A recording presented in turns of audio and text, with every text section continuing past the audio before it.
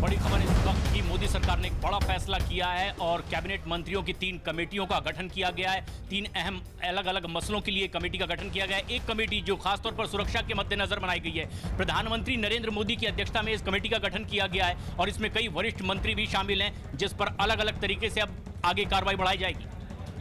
सरकार बनने के एक हफ्ते के अंदर ही पीएम मोदी ने कैबिनेट मंत्रियों की 3 उच्च स्तरीय समितियां बनाई हैं। हालांकि अभी तक इनका आधिकारिक ऐलान नहीं हुआ है, लेकिन ये बिल्कुल साफ है कि रक्षा मामलों के साथ निवेश और रोजगार से जुड़े मामलों पर बनी कैबिनेट समितियों में कौन कौन होगा।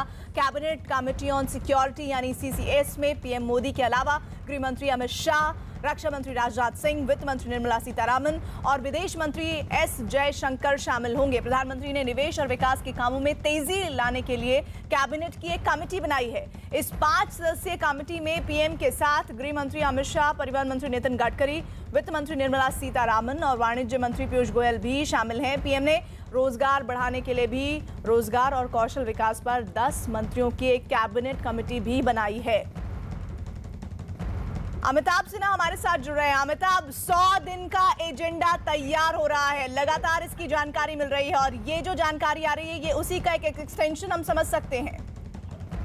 बिल्कुल, ये जो समितियां बनाई हैं प्रधानमंत्री ने, से 2 जो सबसे महत्वपूर्ण है, कौशल विकास और रोजगार, ये काफी मायने रखती है क्योंकि ये रोजगार को लेकर काफी सरकार में चिंता थी। और जहां तक स्किल डेवलपमेंट का मामला है, कौशल विकास का, तो प्रधानमंत्री ने अपनी पहल पर एक मंत्रालय बनाया था जो शायद उतना सफल नहीं हो पाया।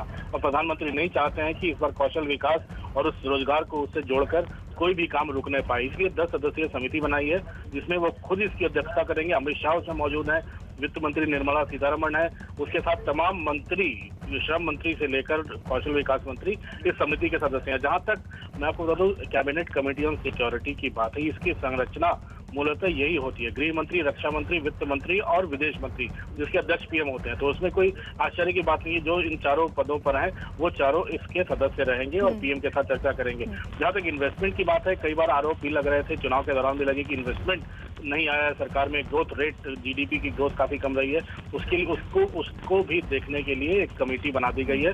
पीएम खुद अध्यक्ष रहेंगे, लेकिन इसमें तमाम वो 4 मंत्री उनके साथ मौजूद रहेंगे जो इन सब काम में उनकी मदद करेंगे। तो हो सकता है कि जो 100 दिन के सरकार के काम का एजेंडा हो, 100 दिन के सरकार के काम का एजेंडा हो, उस पर सफल बनाने के लिए ये समितियां, मुझे लगता है कि दिन रात अब काम ही करेंगी।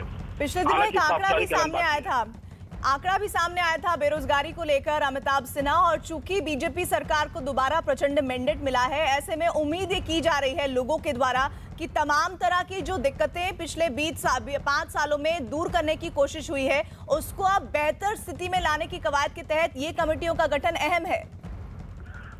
बिल्कुल, मैंने आपको पहले बताया, आर्थिक सर्वेक्षण सरकार करवा रही है और इस बार का आर्थिक सर्वेक्षण सरकार का सबसे बड़ा सर्वेक्षण होगा क्योंकि 27 से 30 करोड़ घरों तक सरकार पहुंचेगी जहां आर्थिक गतिविधियां चल रही हैं। जाहिर तौर पर जो सरकार की योजनाएं, उनका लाभ आखिरी व्यक्ति तक पहुंच नहीं पाता, दूर दराज तक नहीं पहुंच पाता, वो राजधानियों में और बड़े शहरों में ही सिमट कर रह जाता है। और शायद यही कारण है कि इन तमाम समितियों के माध्यम से, इन तमाम कमेटियों के माध्यम से इन सबको एक दिशा दी जाएगी ताकि विकास का काम जिला स्तर पर, राज्य स्तर पर ज्यादा बेहतर तरीके से हो सके। शुक्रिया।